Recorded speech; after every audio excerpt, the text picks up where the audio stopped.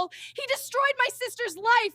He left Maria there, crying for help under the rubble for hours, while he ordered the rescue team to prioritize his precious insurance documents over human lives.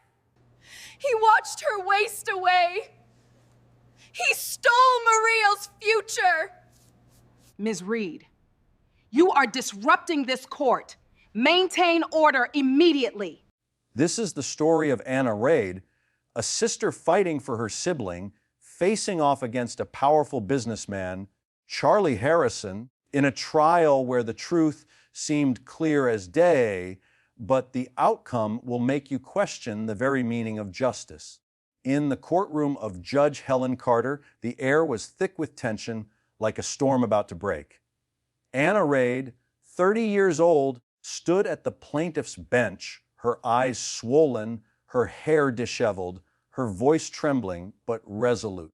She was suing Charlie for the financial and emotional damages caused by the collapse of his dilapidated factory, which left her sister, Maria, in an irreversible coma. Across from her stood Harrison, impeccably dressed, arms crossed, his smug gaze suggesting he owned the world. Ms. Reed, you are here today to sue Mr. Harrison for damages due to the collapse of his old factory, which caused your sister Maria's irreversible unconscious state. State your case. Judge Carter declared. Anna stepped forward, her hands clenched, fighting to contain a flood of emotions.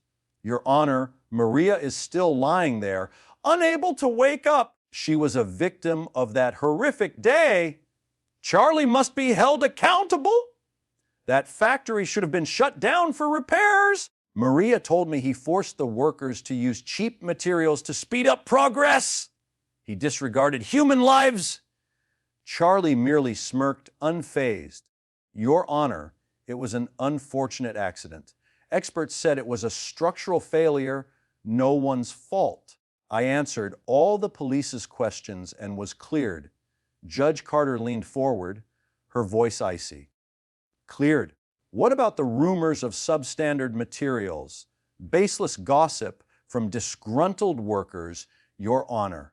They just want money, Charlie replied smoothly. Anna wouldn't back down. She held up an old phone, her voice quivering with a mix of hope and despair. Your Honor, this is a recording of Maria's last call. She recorded it. She clearly said Charlie forced them to work in dangerous conditions, saying progress matters more than anything. She even mentioned seeing cheap materials brought into the construction. Judge Carter took the phone, her gaze piercing Charlie. Mr. Harrison, would you like to hear this recording? No need, Your Honor. It's just slander, he replied, still confident. But Judge Carter played the recording. Maria's voice echoed through the courtroom, frail and panicked, a plea from beyond the grave. The structure's weak, Anna. They're making us work while the walls are cracking, Charlie said. No one leaves until it's done. He said, progress matters more than anything. He ordered them to use second-rate materials to cut costs. I'm so scared, Anna. They won't let us leave. A deputy back cut the recording short, followed by screams, then silence. The courtroom fell silent. Anna's breath caught in her throat. The crowd shuddered. Judge Carter fixed Charlie with a chilling stare. Heard that, Mr. Harrison. Progress matters more than anything. Second-rate materials. For the first time, Charlie's confidence wavered, his face paling briefly, but he quickly regained composure. That's just her voice. Someone tampered with it. There's no legal evidence to prove it's true. The inspectors cleared me. Anna couldn't hold back, tears streaming down her face. The inspectors were bought off. He has money. He altered all the reports. She screamed, her voice breaking. Judge Carter cleared her throat, her gaze fixed ahead, cold and detached. I have carefully reviewed the recording, and examined the initial technical reports, along with the evidence collected and dismissed by the police. Charlie smirked, as if he already knew the outcome. Anna stood frozen, her heart pounding, clinging to a final shred of hope. The court finds that, while the recording appears emotionally compelling, it cannot be admitted as legal evidence in this trial. It was not authenticated by an independent forensic expert at the time of submission. Allegations of bribery are speculative and lack concrete evidence. The court declares Charlie not liable, Judge Carter pronounced. Anna stood stunned, her eyes wide with disbelief. Her body trembled as if the world had crumbled beneath her. Charlie flashed a triumphant smile, his gaze dripping with contempt, as if to tear her soul apart. That's impossible! He destroyed my sister's life!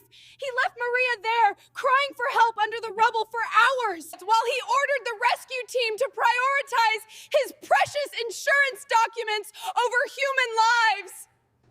He watched her waste away. He stole Maria's future! Ms. Reed, you are disrupting this court. Maintain order immediately. Judge Carter snapped, but Anna couldn't stop. She turned to Charlie, her eyes blazing with hatred. "You won't get away with this! I know the truth! Maria knows! Heaven itself knows! You're a monster!" She's clearly in shock. Poor thing. Charlie mocked, his tone casual. In a final desperate move, Anna called a witness, Mr. Chen, an elderly former worker, frail and visibly terrified. He shuffled to the stand, avoiding Harrison's gaze. "Your Honor, I saw Charlie. He ordered us not to rescue the people trapped in that area. He said handling the paperwork was more important." Chen stammered. Judge Carter remained unmoved. "Do you have any evidence beyond your statement?" "Ready for you. Photos." "No, Your Honor, I just saw it. I was too scared." Chen mumbled, head bowed. "Your testimony lacks concrete evidence. It's based on personal sentiment and could be influenced by pressure. I dismiss this testimony," Judge Carter declared. Anna collapsed, trembling uncontrollably. "No, it can't be! Your Honor, she was pregnant! He took 2 lives!"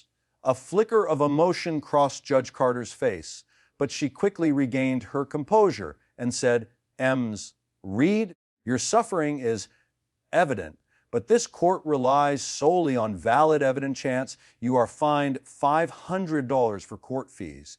If unpaid, you will serve 1 week in jail. The ruling is final!" Anna stood like a broken statue. Her tears stopped, replaced by a terrifying emptiness.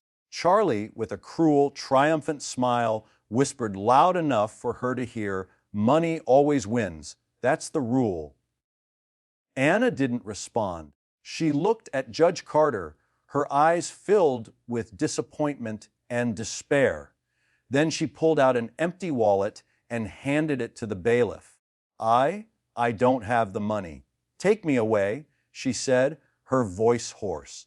The bailiff placed a hand on her shoulder, his eyes full of pity. Anna walked away, each step heavy, carrying the weight of a shattered world. In a cold jail cell, she sat, staring into the void, her eyes empty. Justice had not come.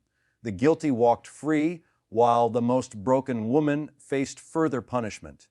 Anna Raid's case isn't just a trial. It's a haunting question about justice, the power of money and influence, and the people left behind. Will the truth ever come to light? Will Anna find peace, or will this pain forever curse her soul?